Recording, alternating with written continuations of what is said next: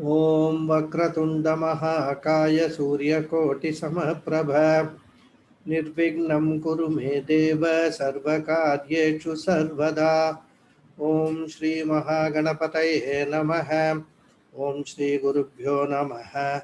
Harihi Om Sadashiva Samarambham Shankaracharya Madhyamam Asmadacharya Paryantam Vande Guru Paramparam Asmadgurubhyo Namaha. Sharada Sharadam Bhoja Vadana Vadanam Bhuje Sarvada Sarvadasmakam Sannidhim Kriyat Shri Sharda Parameshwaryai Namaha. Shruti Smriti Purananam Alayam Karunalayam Namami Bhagavatpadam Shankaram Lokashankaram Shankaram Shankaracharyam Keshavam Badarayanam Sutra Bhashya Kritau Vande Bhagavantau Punah Punah Ishvaro Gururatmeti Murti Bheda Vibhagine Vyomavatyapta Dehaya Dakshina Murtaye Namaha Shri Medha Dakshina Murti Swamine Namaha Om Sahana Vavatu Sahanau Bhunaktu Sahaviryam Karavavahai Tejasvinavadhitamastu ma vidvishavahai. Om Shanti Shanti Shanti. Harihi Om Shri Gurubhyo Namaha. Harihi Om. Namaste once again to all of you. Namaste. Before we start, I just wanted to make one announcement. Announcement in the sense, I just want to let you know, when we are attending certain classes, especially relating to scriptures and all, there is a certain degree of discipline which is demanded by the scriptures. If you do not approach the scriptures with a reverential attitude, with a very keen interest to learn, the scriptures are not going to bless you at all. It will just be entertainment for you on a weekend evening, for which you don't need to come to the class. You can always see so many videos on the YouTube and all that. You can always at your leisure watch all of them. You don't need to come to the class here. If you are attending this class, because I approach this subject matter with lot of reverence, with lot of respect. The same respect I expect from the students who are learning this. If it is not possible for whatever reason, it may be very genuine reason also, please withdraw yourself from the class. Here, I want those people who are registered to be present in the class before the prayer. We cannot say, okay, 2 minutes prayer will take, so I will log in later on. That is not acceptable. You must treat as if you are in a classroom with a master sitting here. The moment the prayer is going to start, the doors will be closed, and then only, in normal classroom, I'm talking about the physical classroom. A similar atmosphere we have to maintain when we are learning something. If that atmosphere is not possible for you to maintain, which I can understand, everybody will not have, will be on the same kind of attitude, withdraw yourself from this. So in order to make sure this, what I am going to introduce from today is every class we will have an attendance. And it is I am not going to take the attendance. Please go to the chat box in the Zoom screen and mark your name there. Put your name there. You will be marking your own attendance. If you fail to do that, I will take it that you have not attended the class, even though you may be present. So it's my humble request. Please go to the chat box and put your name there, so that I will want to see that if there are now 20 people, 20 students are there, I would expect 20 names to appear in the chat box. And I am going to maintain an attendance. If some student is found to be not attending regularly, I will request that student to withdraw his name. Well, I am not here to have a large number of people. Even if I have 5 people who are really interested in Vedanta, I will be very happy to teach them. That is my approach, and that is the approach of all my gurus also. This is what I have learned from my gurus. So please, my humble request, since I have not spoken about this in such a detail earlier, even though in the inaugural class I did indicate about all these things, even the terms and conditions which I sent to everybody, I have mentioned all these things in the not in a very strong terms. But I find that there are about 26, 27 people register. but we have got an attendance of only 20 people. So that means almost 25% of the class, they are not attending.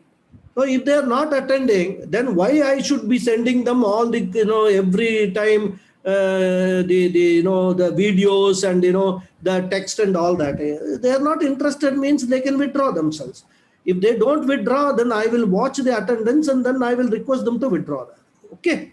So I just wanted to mark this or say this right at the beginning, because now we are entering into the serious business of learning. Till now, some introductory topics we discussed, but now we are going to learn Tattva Bodha. So when we are learning that, let us enter that learning with a reverential attitude, respectful attitude, with an attitude to genuinely learn what is Vedanta is all about. Okay. So this I just wanted to tell. Now coming back to the what we have been discussing. We are seeing the benefits of this Vedanta, benefits of self-knowledge. Vedanta is nothing but knowledge of the self, Atma Jnana, right? Or it's also called Brahma Jnana. So this self-knowledge benefits we are seeing. What are the benefits? First we saw Jignasa Nivritti. That is a lot of questions that we have in our minds. Those questions get answered. Questions relating to our own self, relating to the world, relating to Ishvara, Bhagavan, God. So many questions are there. They all get answered. And because of the answer that we get, and that too very rational, logical answers that we get, there is a Vidyananda Praptihi. That is there is a happiness, there is a joy in us. It is not an experiential joy, but it's a joy as our own nature. That joy will never leave us, because the knowledge that we get will never leave us. This we have the experience whenever we have gathered even non-scriptural knowledge. Once we know that we know something very well, it always gives us a joy. Right? So this we saw. Then we saw Karpanya Nivritti. Karpanya Nivritti basically is a sort of a stepney that we have got, or a backup we have got. Even if we don't have the experiential happiness, this Vidyananda, this happiness which we get because of acquiring this knowledge, that will always be with us, and it will help us to overcome any disappointment of not getting any experiential happiness or worldly pleasures. So this was the third one we saw, Karpanya Nivritti. Then we were seeing in the last class as I closed, Aghata Nivritti. Aghata Nivritti, as I told you, Aghata means trauma or stress, or you can call it shock. So this knowledge of the self acts as a shock absorber for all, I would say, untoward experiences in our life. We don't need the shock absorber when everything is going on smoothly. But when we face the roughs and toughs of the life, which we will certainly do, each one of us will do, because life, as I said, is a mixture of pleasure and pain. Most of the times it is less pleasure and more pain rather. So whenever that comes, and especially when we grow older rather, right? There are so many emotional attachment to so many people. They will disappoint us in so many ways. And some of their behavior may actually cause shock to us.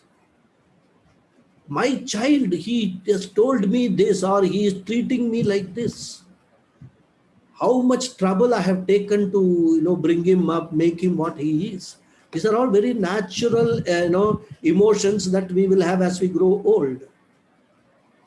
So for us to absorb those kind of traumatic experiences or those shocks, we require a emotional shock absorber. So as I told you, for a car and all that or bus, we have shock absorbers. Those shock absorbers are not required when everything is smooth flowing, the road is smooth, there are no potholes, nothing. That's not required. But when we are on a very rough road, mountainous region, that car is going, with a lot of stones all over the place, or even during rainy season in a place like Mumbai, most 75% of the road is potholes only. When you actually travel in a car in that road, the shocks that you get will give you certainly something like spondylitis kind of a thing. So therefore, this self-knowledge acts as a spondylitis, psychological spondylitis, this psychological, what I can say, shock absorber, or a shock absorber from getting psychological spondylitis. So that is the the fourth benefit of this Atma Jnanam, this that is Tattva Bodha. Tattva Bodha is that only rather, right? So it's a very wonderful shock absorber. It serves like a cushion rather. Because many times in our life, we cannot change the situations. Some, as I explained in the last class, certain medical conditions can't be changed rather. We have to learn to live with them. But learning to live with them with keeping on cursing ourselves, cursing our fate, cursing everybody around. Not only that we are unhappy, we create an atmosphere of unhappiness around. That is the problem rather.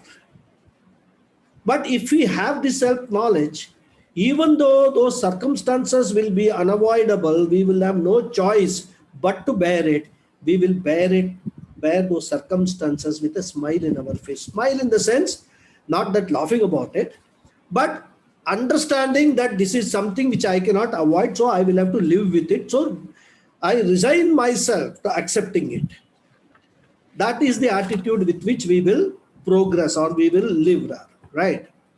And this is what, as I told you, Krishna says as apariharya. Apariharya means inevitable, unavoidable, choiceless. So apariharyarte, he uses this word apariharyarte.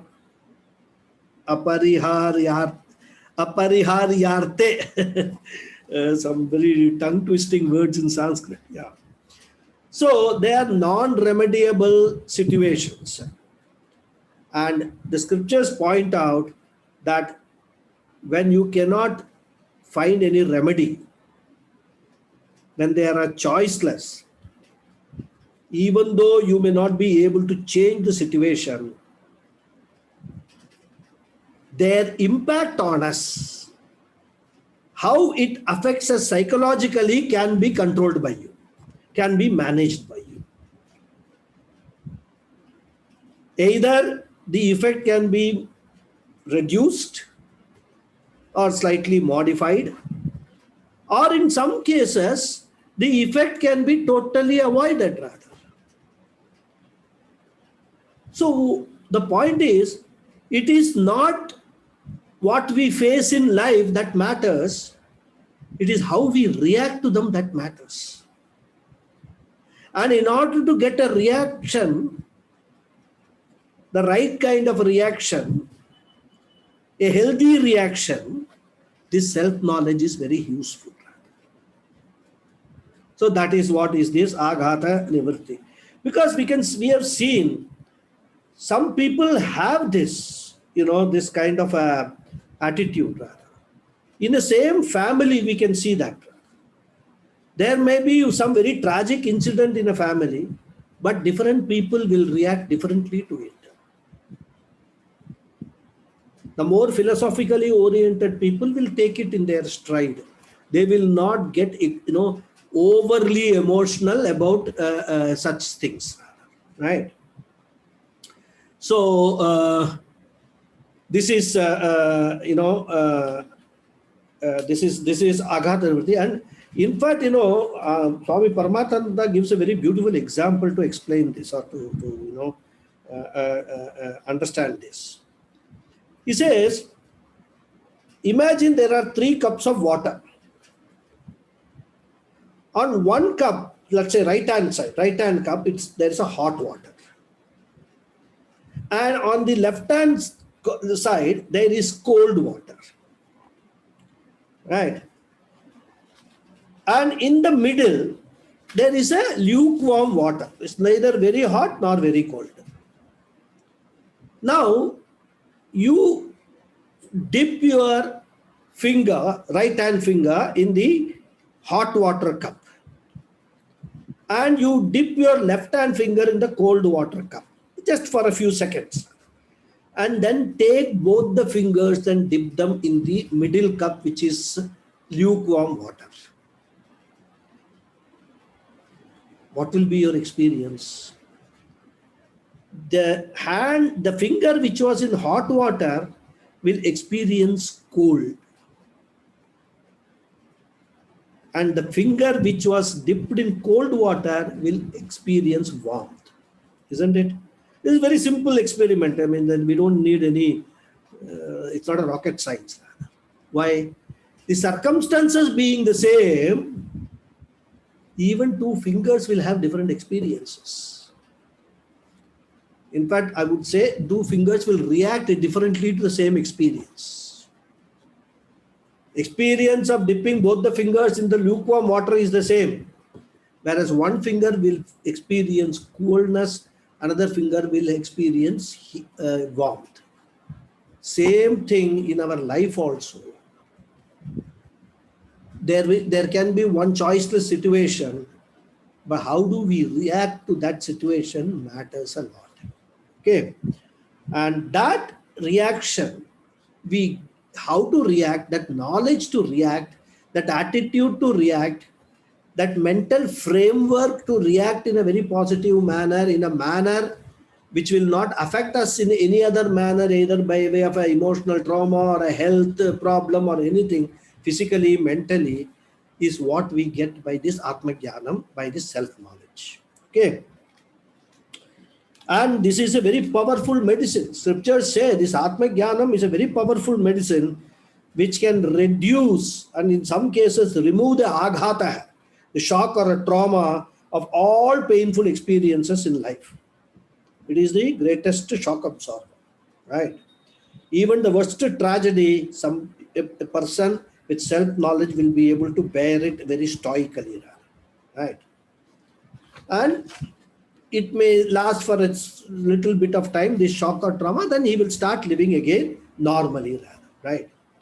This resilience of the mind, or this immunity of the mind, or we can call it this self-generation capacity of the mind, can be obtained through self-knowledge, so that he can avoid going to psychiatrists or even think of suicide. Many people commit suicide because of this. They are not able to accept that a situation is a choiceless situation. They feel that by escaping from this life, they can avoid it. So this is the strength we get from the self-knowledge.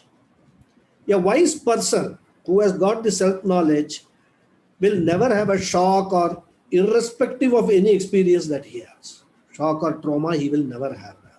Okay. So this is the 4th benefit, Aghata Nivritti. The 5th benefit is a very important benefit which is called Dakshata Prapti. Dakshata Prapti means gaining efficiency. Whatever we do, if we have self-knowledge, we will do it in a very efficient manner. Why? Because A, we have got a shock absorber. B, we have also got a UPS, a standby generator. that if there is a power failure, we will switch it on. This self-knowledge gives us both these things. So that our life, even when it is clouded or there is a power cut in our life, we have the self-knowledge which is as a standby generator, which will again bring power to our life, the same power. And all the lights will light up as it was earlier. Okay. So how this happens, let's see. When our mind is very well balanced, and as I said, has got a shock absorber, the mind does not go through turbulent experiences, turbulent conditions at all, right? A poised mind is an effective mind.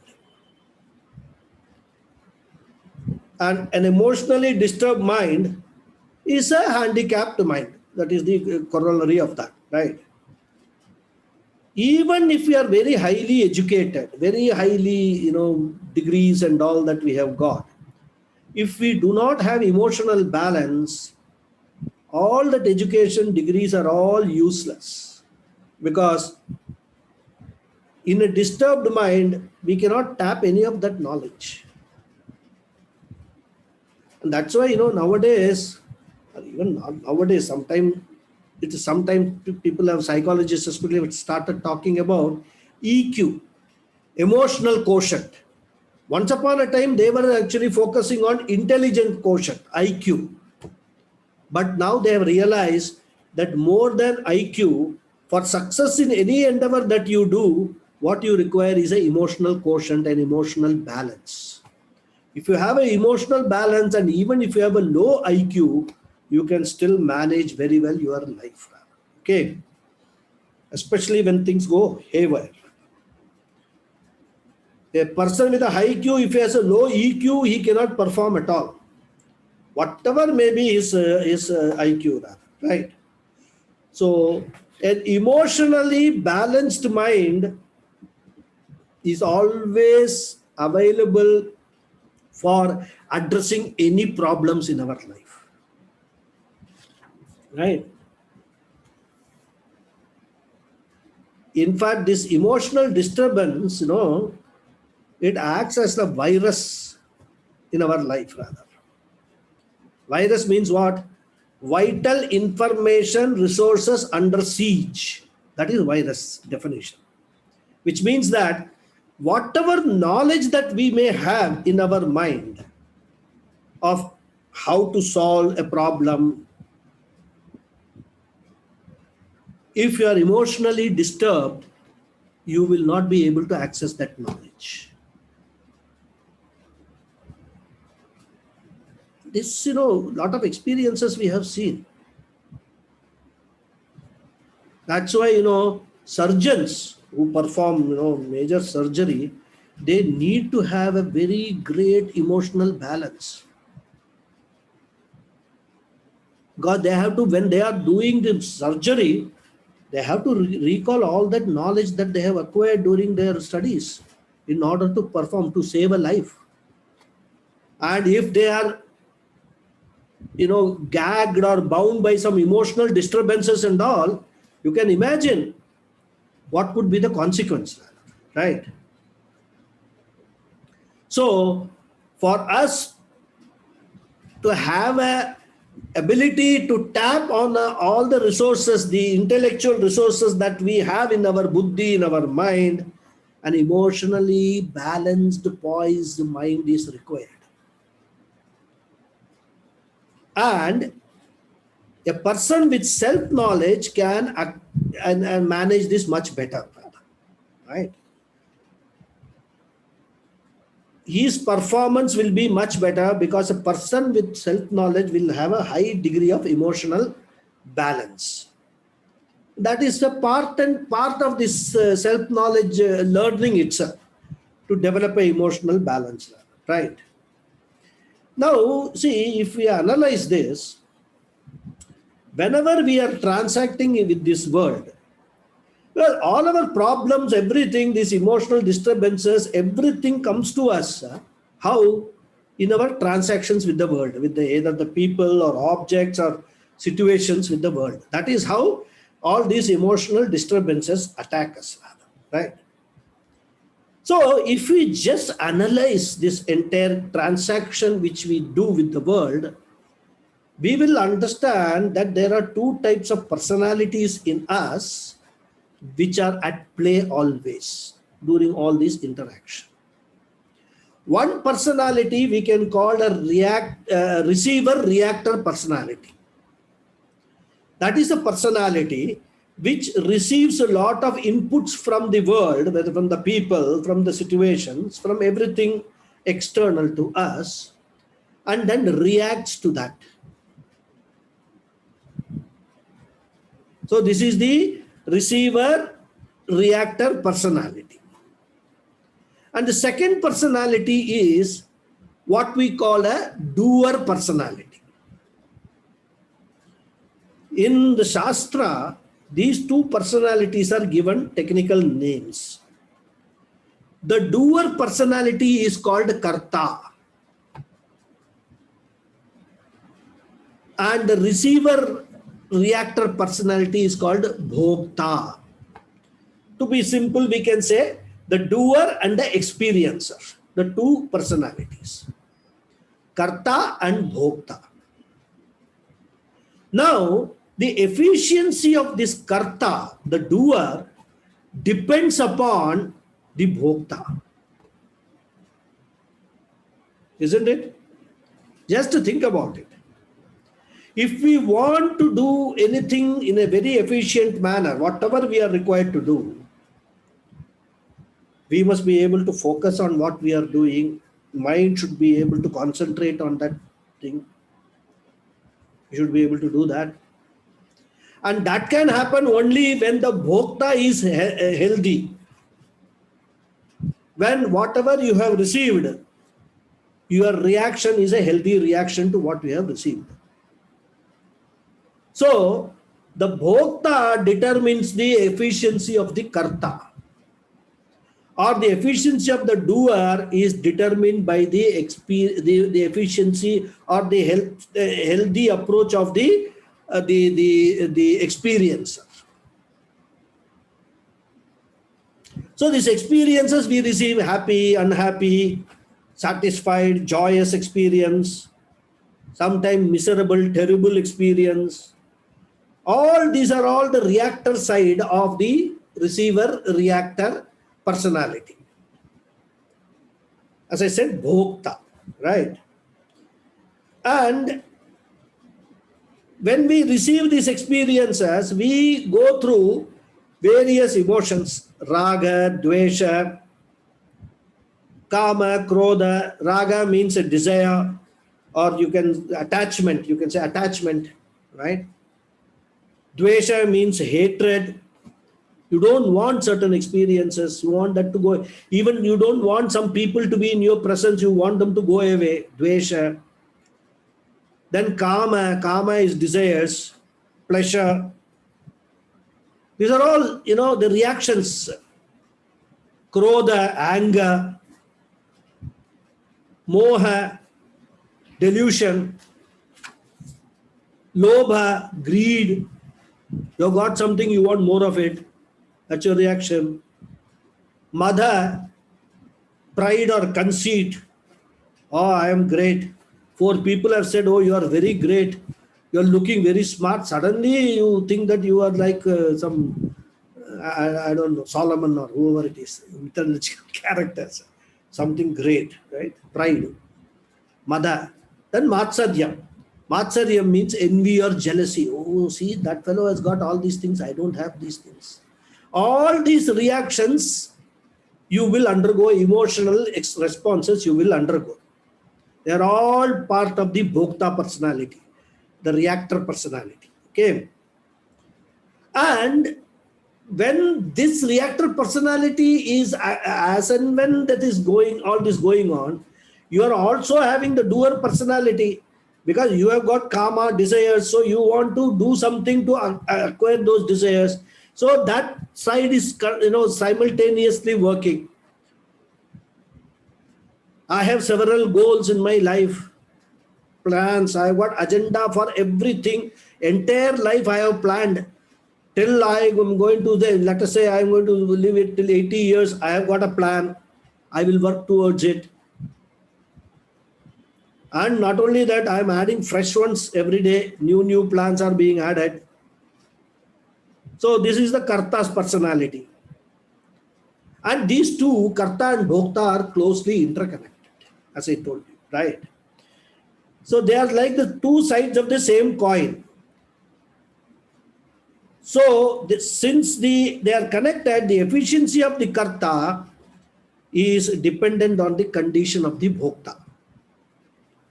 And even in sports and all, we have seen, if a person is not having a very happy, or I would say satisfied life, there is some trauma in his life, it will directly show in his performance in the sports. We have got the greatest example of that, what was his name? Golf fellow, no? What was his name? I'm forgetting the name. He underwent some trauma in his life, totally lost his game. The world champion. Tiger Woods. Tiger Woods. Tiger Woods. Just to see what happened. Classic example of this Bhokta personality affecting the Karta personality. Tiger Woods. And we have seen that in so many other sports also. I mean, sports everywhere we can see. This cannot be denied. Even in our office, suppose we go to the office with a lot of plans, but in the morning when you are just leaving, you have a big showdown with your spouse. And that is going on, circulating in your mind. Will you be able to go and do a proper job in your office? You won't be. Because that Bhokta personality will actually destroy the efficiency of the Karta personality. Okay. So the idea is, if the Bhokta can be improved, then the Karta's efficiency can be improved. So this is the corollary, or this is the equation between them. Right. So we saw that fourth benefit, Aghata Nivritti. So if you have a shock absorber, then the Bhokta, even though he may face a traumatic experience, he has a shock absorber in the form of self-knowledge, and he will not be traumatized. Isn't it? So he will use that shock absorber in order to remain poised mind, focused mind, and accept whatever is coming in his own stride. They are happening. I mean, he can't avoid them, but he knows how to react to them. He has the ability to manage the Bhokta side of his personality very, very well. And because he is able to manage that, the Karta side of the personality also will become very efficient rather. Right? So this is the fifth benefit. Improvement of the efficiency of whatever we choose to do in our life rather. Because we have a shock absorber, because of which our mind is calm and poised, and which will help to significantly improve the efficiency of all our actions. In fact, many times children have this problem. They would have studied very well for an examination. Let us see. They would have studied very well for an exam. Then they go to the examination hall. They receive the question paper. The first question the child reads, it doesn't know the answer. What will happen? The child will immediately react in a very nervous way. Oh my God, I don't know the answer. I studied so well, so much. But these portions I left out, but that is the question, first question has come. And in the process, the child may actually mess up the whole examination because of the nervousness. Second question he will attempt, and then he will find that everything has gone wrong. Whatever, he will not be able to access the knowledge that he got because of that virus problem. The virus has entered his mind. virus in the form of a shock of, getting a question for which he doesn't know the answer. So the Bhokta child affects the Karta child directly. He may mess up the whole examination. But suppose the child is having the right attitude to react to such situations. What he will do? He or she will do. He will read the first question and understand, I cannot answer this question. Then he will read one sentence. Please answer any of the 5 questions from the following, and there will be 10 questions. So he will immediately apply his mind. Okay, I don't need to answer the first question. I will efficiently answer all the other 5 questions about which he would have studied, and he will do very well in this examination. So if the child had the poise in the beginning not to get traumatized by the first question, not knowing the answer to the first question, the child will perform well. That is a good example for connection between the Bhokta child and the Karta child. How if a very well managed Bhokta child can become a very efficient Karta child. Okay. So this is what is the 5th benefit, which is called Dakshata Prapti. That is improving efficiency in all our actions. And all these 5 benefits which we discussed about, this we can get through self-knowledge. And mind you, self-knowledge is not a theoretical knowledge. I must mention this here. Self-knowledge is, we get self-knowledge to actually practice it. Live with that knowledge. Internalize that knowledge and abide in that knowledge for the rest of our life. Then only all these things apply. Otherwise, if you are sitting in a class like you are studying physics, chemistry, maths, accountancy, biology and all, which you will never apply, or only one of them you may apply in your life. All others are waste, whatever you have learned. Self-knowledge is not like that. It is not a theoretical knowledge. It is not just a mere intellectual exercise.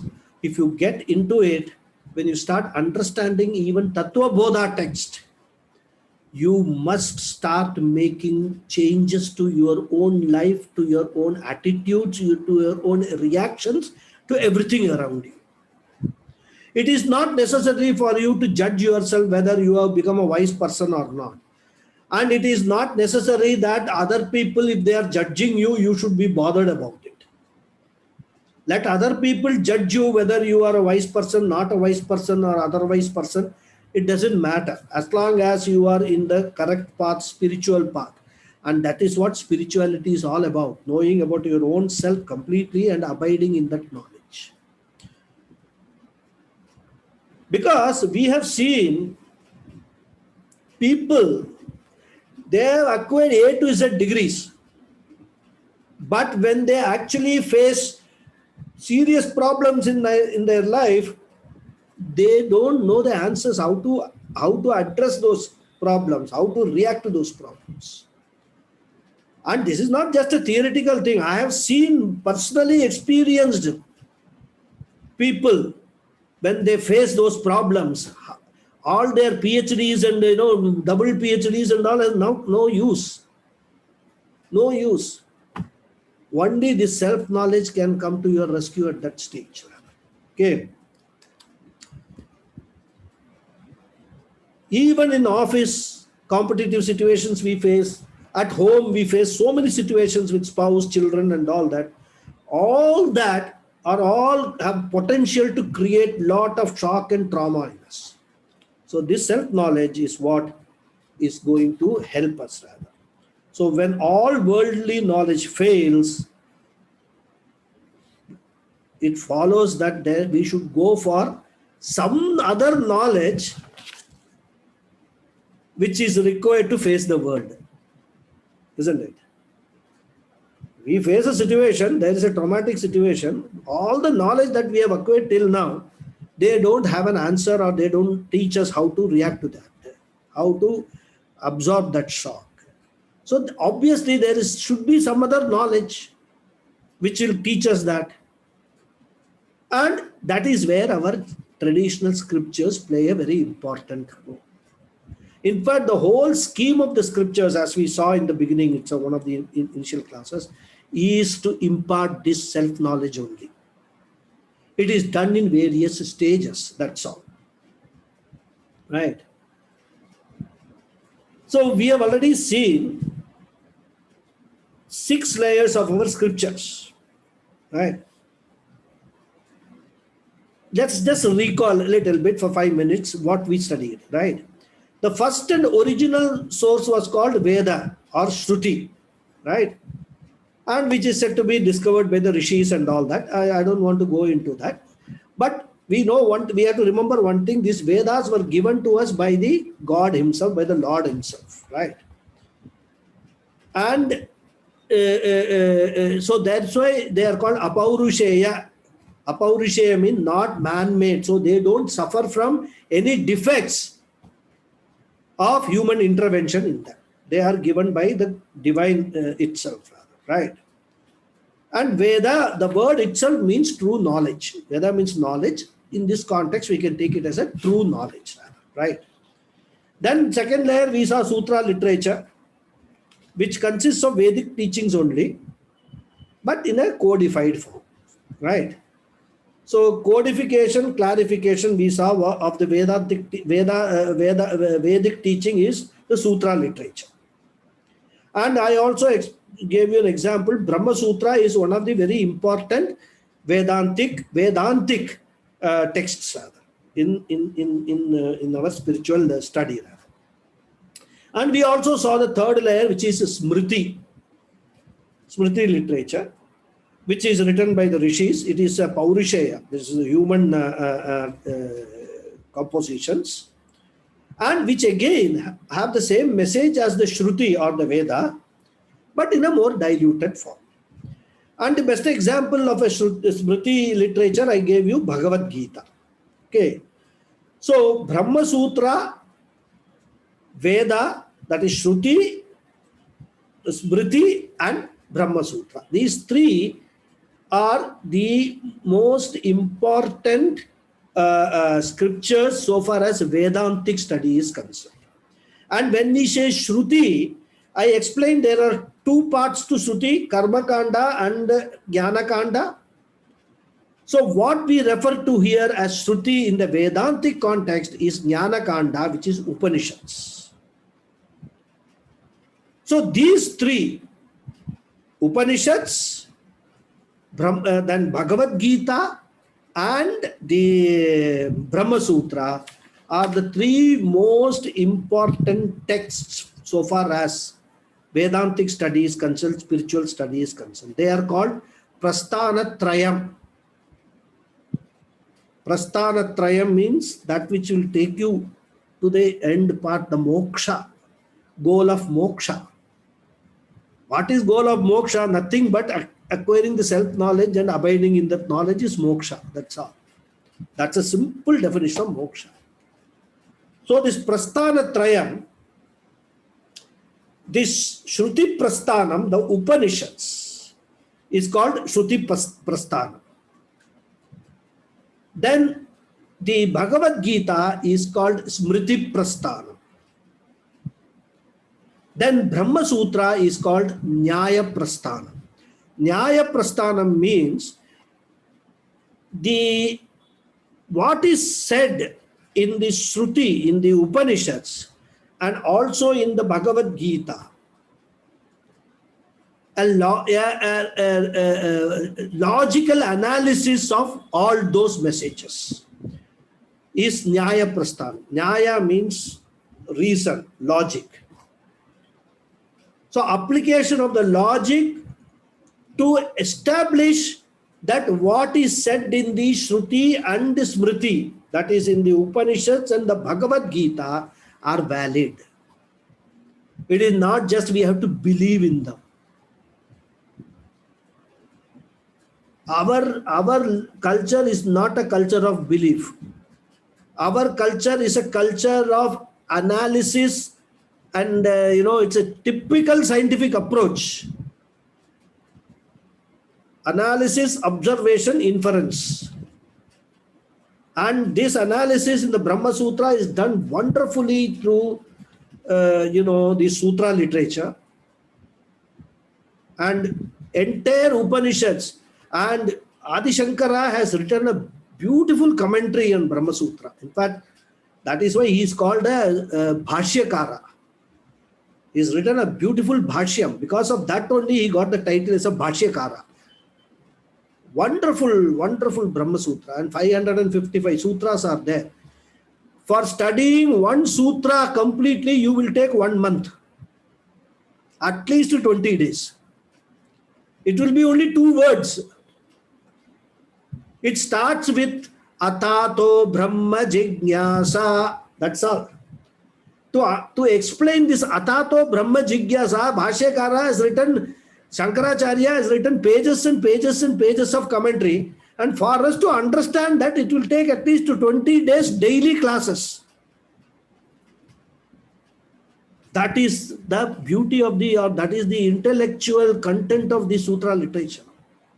We can't, Atato Brahma Jigyasa, if we study, we won't understand ABCD of it. That's what I told you. Sutra is all very codified form, cryptic sentences. We require Adi Shankara type of people to explain those things to us. So this is the Prasthana Trayam. So we have Shruti Prasthanam, Smriti Prasthanam, and Nyaya Prasthanam. Brahma Sutra is called Nyaya Prasthanam. But apart from these, there are in Vedantic study what we call Prakarana Granthas.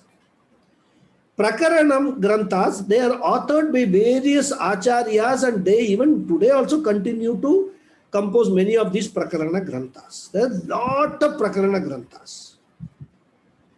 And they simplify the messages of the Upanishads and Brahma Sutra, everything, so that people like you and me can relate to it and understand it with our limited knowledge of Sanskrit and with our limited knowledge of what these Upanishads talk about at all. So there are these Prakarana Granthas are there. So many Prakarana Granthas are there. And these Prakarana Granthas, in our tradition, they are composed in the format of a Guru-Sishya dialogue, rather. Samvada. In fact, most of our scriptures, even Bhagavad Gita itself is a Samvada between Krishna and Arjuna, isn't it? Upanishads also, we will come across various dialogues. Kathopanishad is a samvada between Yamaraja, Yamadharmaraja, and Nachiketa. Then we have got so many other, they're all in the form of a student and teacher dialogues, rather. That is what it is. In fact, so far as this, what is that called, philosophy is concerned, dialogues is a very important structure in which philosophy is expressed. Those of you who have some exposure to philosophy will know that, rather. Dialogues, right? So we have got several works of this Prakarana Granthas, rather, right? Adi Shankaracharya himself has written Atma Bodha, it's a Prakarana Grantha. Then his disciples like Sureshwaracharya, Vidyaranya Swami, so many great acharyas and teachers who have come in the, in the lineage of teachers, they have written lot of Prakarana Granthas. Viveka Chudamani is a Prakarana Grantha, right? So, unlike the first three Prasthanams I talked about, these Prakarana Granthas are works of Acharyas. Those are works of either Lord himself or Rishis or sages. Bhagavad Gita, Vyasa Rishi, Vyasa Muni. Then Upanishads, of course, they are part of Suti only. Brahma Sutra, again, Veda Vyasa, Rishis. Whereas Prakarana Granthas are written by Acharyas, teachers in the lineage, in the Guru Parampara, right? So these are the 4 sources of knowledge from where we can get all that we need to get for self-knowledge. And this Prakarana Granthas, the beauty is they introduce us to the Vedantic teaching in a very systematic manner. Very simple manner, as I told you, right? So we need to have a good understanding of a few Prakarana Granthas, learning few Prakarana Granthas before we go into Bhagavad Gita or studying Upanishads, or at the final stage going to Brahma Sutra. So these Prakarana Granthas are basically the foundation stones, rather foundation which they lay for further studies, rather, right? And the other advantage of this Prakarana Grantha is these Acharyas, since they belong to the modern age, they explain the Vedantic context with lot of contemporary examples. So we can easily relate to those examples, right? And one of the simplest Prakarana Granthas that we have discovered, in fact, it was discovered by Swamiji, Puja Swami Dayanand Saraswati in one ashram in Rishikesh. It was some old dilapidated text he got. And when he saw the content of this text, he said there can be no better starting point for a Vedanta teaching other than this text. So he popularized it, rather, right? And the beauty of this text, Tattva Bodha, is that it is in a prose form. Except for the first prayer and the last verse, which are in poetic form, in meter form, all the entire this thing is a dialogue between the Guru and the Sishya in a prose form. The Guru saying something, the Sishya raising question, and the Guru answering the question. From that answer, Sishya will raise another question. So it's a very beautiful chain how it goes. When we see the text, we will understand that, right? Many people say that this Tattva Bodha was originally written by Adi Shankaracharya. But opinions differ on this. Because if you see the style of Tattva Bodha, it doesn't look like the imprint of Adi Shankaracharya. If you compare Tattva Bodha and Atma Bodha, you will know the difference. Because Adi Shankaracharya, other than Bhashyam, any composition, he is not known to have written it in a prose form. That's the first point. But there is another school of thought which says that this was Tattva Bodha was written by an Acharya called Vasudevendra. His name was Vasudevendra Saraswati. Because as we shall see when the text starts, the author of this text is offering his salutations to his Guru, who is Vasudevendra Saraswati.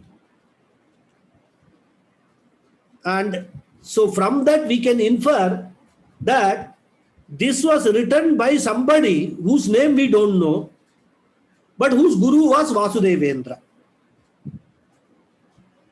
Shankaracharya's Guru was not Vasudevendra. So from that also we can infer that this was not written by Shankaracharya, but who wrote this we have no clue. But it's a beautiful text. Okay. So it's an unnamed author who was a disciple of an Acharya called Vasudevendra Saraswati.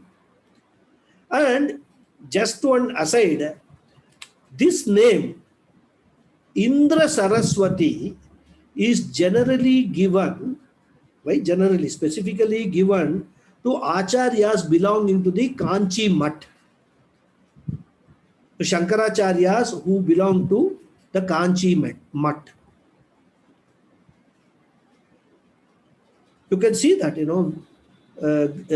what was Jayendra Saraswati, present Acharya Vijayendra Saraswati. So this Indra Saraswati, whereas if you go to the Sringeri Mutt, there it is, they don't use Indra Saraswati, they use Bharati.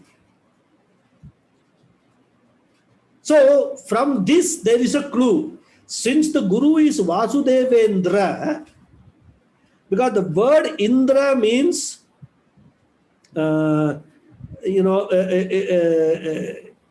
is a great. Indra means great. So Vasudevendra is a title given to a Acharya of, could be a title given to an Acharya of Kanchimet. This is purely inference from the circumstantial evidence.